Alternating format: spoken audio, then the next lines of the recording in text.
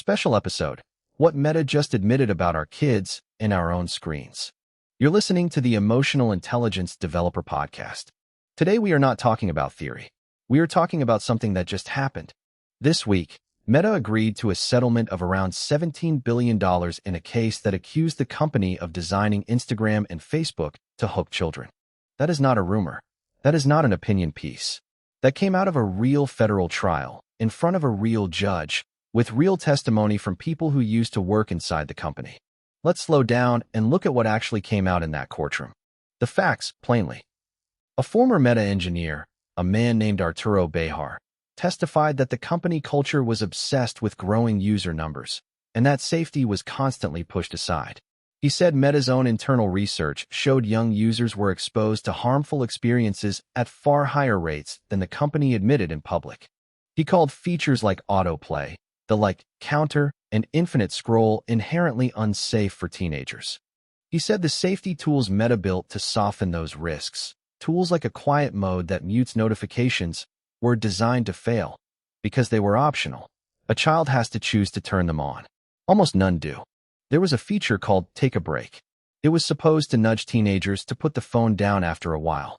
Internal documents showed that only 1.8% of teens actually used it. Instagram's own head, Adam Mosseri, said in court that it helped, but not nearly as much as we hoped. Listen to this again. A tool built to protect kids from the platform reached less than 2 out of every 100 teenagers it was meant for.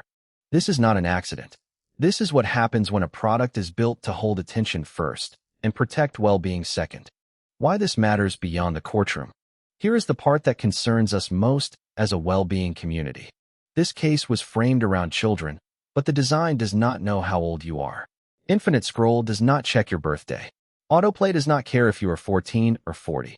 The same mechanics that pulled a teenager into hours of scrolling are pulling on you too, right now. Every time you open the app, just for a second. Doom scrolling is not a personal failure. It is not a sign that you have no discipline. It is a designed outcome. When a system is engineered around unpredictable rewards, the same wiring that made slot machines addictive, your brain responds the way it was built to respond. That is not weakness. That is biology meeting design. Emotional intelligence starts with naming that clearly, without shame. You are not broken. The product was built to make stopping hard. The emotional cost we don't talk about enough. The side effects get listed all the time. Anxiety, poor sleep, comparison, lower self-esteem, especially tied to filtered images and highlight reels. Those are real, and they matter. But there is a quieter cost. It is the erosion of presence. Every minute spent in the scroll is a minute your nervous system spent slightly outside of your own life. Not fully with your child. Not fully in the conversation. Not fully in your own thoughts. Doom scrolling trades depth for volume. You end up knowing 100 headlines and feeling close to none of the people actually in the room with you. That is the emotional intelligence angle. This is not just a mental health issue. It is a relationship issue, a presence issue, and an attention issue. And attention is the one resource you can never get back once it is spent. So what happens now that this has been admitted? A settlement changes very little on its own. It does not rewire the app on your phone tonight. The responsibility for what happens next sits with us, individually and as families. Here's where we start. With yourself. Notice your own entry point. What is the exact moment you open the app without deciding to? Boredom, waiting in line, a hard emotion you would rather not sit with. Name that moment. Awareness is the first real intervention before any app setting or time limit. Turn off what you can control. Notifications, autoplay where the platform allows it, and any beauty filters that quietly train your brain to compare your real face to an edited one. Build a replacement, not just a restriction. Removing scrolling without giving your nervous system something else to do at that boredom moment usually fails within a week. Have something ready. A short walk. A message to an actual person. Even 3 slow breaths. With family.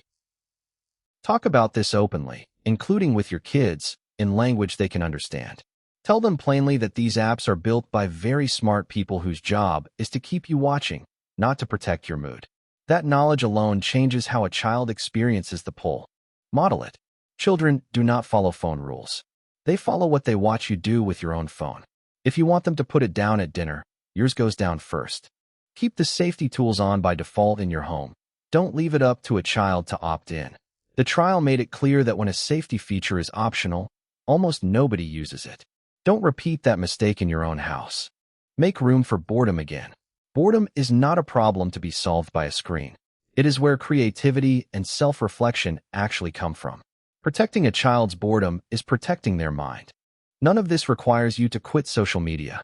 It requires you to stop pretending the poll is your personal failing and start treating it as what it actually is, a designed experience that needs a deliberate response. For more tools to help you build that kind of awareness in yourself and in your home, visit the free resources on the Emotional Intelligence Developer website. This has been a special episode of the Emotional Intelligence Developer podcast. And remember, awareness is not the finish line, it is the starting point. What you do with it next is what actually protects you and the people you love.